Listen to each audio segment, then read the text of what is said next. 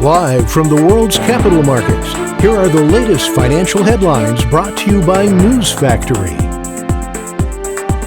Hello and welcome to our daily financial outlook. Stay with us for more market headlines. The gold gained 0.3% against the dollar in the last session. According to the Williams indicator, we are in an overbought market. The euro-dollar pair corrected downwards in the last session, falling 0.1%. According to the stochastic RSI, we are in an oversold market. The last session saw the pound drop 0.7% against the dollar. The CCI indicates an oversold market. The Aussie fell 0.9% against the dollar in the last trading session. The ROC is giving a negative signal. Coming up, our chief analyst's choices for today.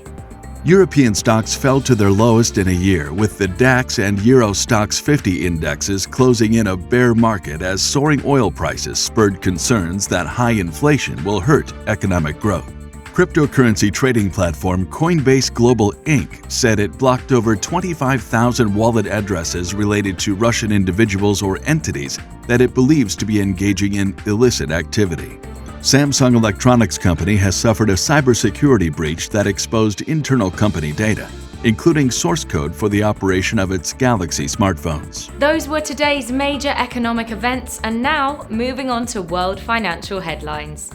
The U.S. Redbook Index will be released at 13:55 GMT. The Eurozone's gross domestic product at 1000 GMT.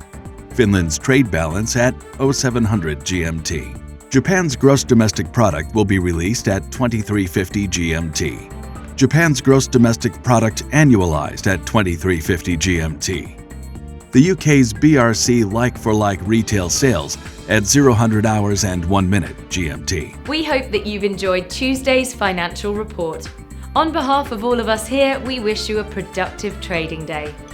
Be sure to join us tomorrow morning for the latest news and events from the financial markets.